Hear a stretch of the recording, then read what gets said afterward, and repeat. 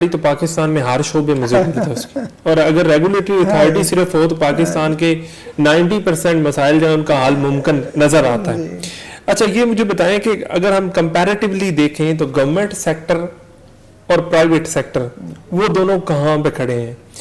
میں ایک آپ کو مثال دیتا ہوں کہ ٹویٹر یوز کرنے والے جو لوگ ہیں, ٹویٹر یوز کرنے والے لوگ, ان کی تعداد تقریباً 90% سے زیادہ ہوگی جو پڑھے لکھے ہوتے ہیں. صحیح.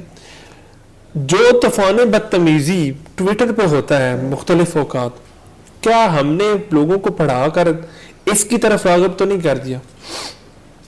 دیکھیے یہ ایک بڑا ہی ایک لمحہ فکریہ ہے, نہ صرف اساتذہ کے لیے ہمارے تعلیمی ڈھانچے میں لوگ ہیں بلکہ پیرنٹس کے لیے بھی. تو حالانکہ ہمارے سلیبس کے اندر بھی, اور پھر جس دین اسلام خوبصورت مذہب کے ہم ماننے والے ہیں اس کی تو پہلی ترجیح ہی اخلاقیات ہے اور تربیت ہے. اور ہمارا جو کانسیپٹ ہے ایجوکیشن کا اسلام میں وہ انکمپلیٹ ہے جب تک تعلیم کے ساتھ ساتھ تربیت جو ہے وہ نہیں ہے. قائد اعظم نے بھی اپنے پہلے خطاب میں اسی چیز پہ زور دیا تھا کہ ہمارا جو نیشنل کریکولم ہوگا, جو ہمارا تعلیمی ڈھانچہ ہوگا, اس میں جب تک آنیسٹی, کریڈیبلٹی, جب تک یہ چیزیں نہیں ہوں گی تو وہ انکمپلیٹ ہے. اب یہ تو ہے ایک ہماری جو ڈسکشن کی حد تک. اب جب ہم گراؤنڈ ریئلٹی پہ بات کرتے ہیں جا کے, تو بالکل آپ کی بات صحیح ہے کہ اس کو ہمیں سوسائٹی میں اس کا ایفیکٹ نظر نہیں آتا. اور چاہے وہ, میں سمجھتا ہوں کہ دونوں ایک برابر کھڑے ہیں اس میں. صرف یہ ہے کہ پرائیویٹ سیکٹر کمپیریٹیولی تھوڑا سا بہتر ہے, وہ بھی تھوڑا سا بہتر ہم کہہ سکتے ہیں, اس میں زیادہ نہیں کہہ سکتے. اور پبلک سیکٹر میں تو ابھی ان کے اپنے بہت سارے ایشوز ہیں, بہت سے لیمیٹیشنز ہیں جس پہ الگ سے ہم بات کر سکتے ہیں.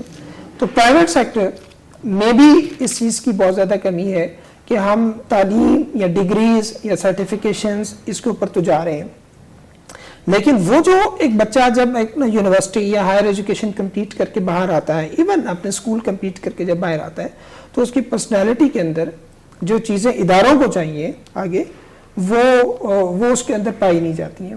مثال کے طور پہ ہمارے بچے پرابلم سالونگ میں وہ کمفرٹیبل نہیں ہیں, کریٹیکل تھنکرز نہیں ہیں, لیڈرشپ کوالٹیز کی کمی ہے, کریڈیبلٹی کی کمی ہے, دے آر ناٹ کریڈیبل. ان کو کیونکہ کبھی بھی کلاس رومز میں, اسکولز میں یا ہائر ایجوکیشن کے اداروں میں کبھی بھی ان ٹاپکس پہ پہلے تو بات نہیں کی گئی, یا جو ایک ایکٹیویٹیز ہونی چاہیے اس کے لیے ان ایکٹیویٹیز کو اپنے ایکیڈیمک کیلنڈر میں جگہ نہیں دی گئی. اگر دی بھی گئی ہے تو وہ ایک برائے نام ہے, ڈاکومنٹ کی حد تک ہے. اچھا, اب اگر دی جا رہی ہے تو وہ پاکستان میں 3 سے 4% ادارے ہیں صرف, جو کہ ایک کیٹیگری ہے کہ ادارے جن کو ہم کہتے ہیں جہاں پہ یہ چیزیں پراپر وے میں امپلیمنٹ ہو رہی ہے. اور اگر آپ ریسرچ کریں تو کیریئر آگے بلڈنگ میں بھی انہی اداروں کے بچے جو ہیں وہ باقی 90% جو ہماری آبادی ہے ان سے وہ لیڈ کر رہے ہیں, اور وہی کیریئرز بنا بھی رہے ہیں, اچھے کیریئرز.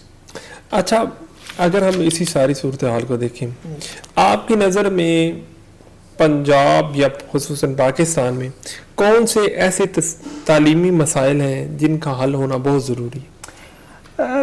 میرے خیال سے کیونکہ ہم نے ساری چیزوں کو ڈیفینیٹلی, آپ اور میں ایک لمیٹڈ کیپیسٹی میں بات کر رہے ہیں, جو ہمارے احکام بالا ہیں ان کی ایک اپنی ڈیفینیٹلی پرائرٹیز بھی ہیں اور چیزوں کو, تو میں وہ بات کروں گا جو ڈویبل بھی ہے, جو ریئلسٹک بھی ہے, اور ہمارے جتنے ریسورس ہیں اس کے اندر وہ ممکن بھی ہے.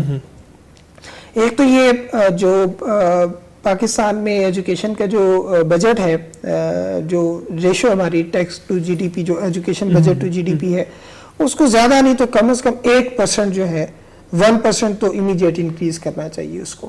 اور وہ 1% جو ہے it should not be spent on increasing the salaries or building new schools or in resource allocation پہ نہیں خرچ کرنا ہے اس کو. ٹھیک ہے, ٹھیک ہے. اس بجٹ کو ایون 1% نہ بھی 0.5% ایون وہ بھی ہو جائے, that is enough. اس کو لگایا جائے, جو پی ڈی سی سائیکل کی جس کی بات کر رہا تھا, تو C&A پہ لگایا جائے. کہ سب سے پہلے ہم یہ دیکھیں کہ جو ہماری پلاننگ ہے وہ تو بہت اچھی ہے, اس کی امپلیمنٹیشن کہاں پہ نہیں ہو رہی, کہاں پہ ہو رہی ہے. Actually the problem is very simple ہے, we don't say what we do and we don't do what we say. اور یہ ہمارا مذہب بھی یہ کہتا ہے کہ جب آپ کے کول اور فیل میں تضاد ختم ہو جائے you are on the right path, اب آپ کی کامیابی شروع ہے. ٹھیک ہے. تو ہمارا پرابلم یہ ہے کہ ہم پہلی بات تو اس پلاننگ کو پڑھنے سے ہی قاصر ہیں. مثال کے طور پہ آپ ایک ٹیچر کو بٹھا لیں, چاہے پبلک سیکٹر سے چاہے آپ پرائیویٹ سیکٹر سے, آپ ان سے پوچھیں کہ ہمارا لاسٹ جو نیشنل کریکولم ڈاکومنٹ تھا وہ کب آیا تھا, ایون ڈونٹ نو. اگر کسی کو سال پتا بھی ہے, اس نے کوئی سی ایس ایس کا پیپر دیا, پی پی ایس سی کا دیا, تو یاد کر لیا ہوگا اس نے. اب اس سے ان کے کانٹینٹس کے اوپر بات کریں, وہ ٹیچر ہے نا, ہی مسٹ نو. اگر وہ میتھمیٹکس کے ٹیچر ہیں, ہی مسٹ نو کہ میں 4 کلاس کا ٹیچر ہوں. 4 کلاس میں پاکستان کے اندر میرا جو کریکولم ڈاکومنٹ ہے وہ کیا ڈیمانڈ کرتا ہے کہ میرا 2 کلاس کا اسٹوڈنٹ, 4 کلاس کا اسٹوڈنٹ, 1 کلاس کا اسٹوڈنٹ میتھمیٹکس کے اندر کس قابل ہونا چاہیے. By the end of the year periodic assessments بھی ہے, by the end of the year. Simple is that کہ آپ نے جو پلان کیا تھا آپ نے وہ چیک کرنا ہے کہ کیا وہ اچیو ہوا یا نہیں ہوا. تو یہ اتنا بڑا گیپ ہے کہ میں کہتا ہوں کہ اگر ہماری گورنمنٹ بھی, اور کیونکہ گورنمنٹ کی ڈوئل رسپانسبلٹی یہ نہیں کہ صرف جو پبلک سکولز ہیں وہی حکومت کی ذمہ داری ہے, پرائیویٹ سیکٹر بھی بہت بڑی تعداد میں ہے, اور ان کو بھی مانیٹر کرنا گورنمنٹ کی رسپانسبلٹی ہے. وہ اس کو فلفل کر رہے ہیں, نہیں کر رہے ہیں, کرنا چاہتے ہیں, نہیں کرنا چاہتے, اٹس انادر کوسچن. تو میں یہ کہتا ہوں کہ اگر ہم جو ریسورس ہم فرض کر لیں کہ 1% بھی اپنا بجٹ ایلوکیٹ کر دیں مانیٹرنگ ایویلویشن کے اوپر, پرفارمنس ایویلویشن کے اوپر, اور یہی وہ ایک میں آپ کو بتاؤں کہ فیکٹر ہے کہ جو 3-4% اسکول پاکستان میں بہت آؤٹ پرفارم کر رہے ہیں, بہت اچھا پرفارم کر رہے ہیں, ان میں یہی چیز سب سے اچھی ہے. شاید ان کی پلاننگ بھی اتنی اچھی نہ ہوگی جتنی گورنمنٹ کی پلاننگ اچھی ہے, لیکن ان کی امپلیمنٹیشن بہت اچھی ہے. امپلیمنٹیشن کے بعد فالو اپ بہت اچھا ہے. فالو اپ کے بعد وہ چیک کرتے ہیں کہ کون کون سے اہداف پورے ہوئے, کون سے نہیں ہوئے, جو نہیں ہوئے ان کی ریزنز کیا تھی, اور پھر ان ریزنز کو دوبارہ وہ اپنی پلاننگ میں شامل کر کے وہ سائیکل ایک کنٹینیوس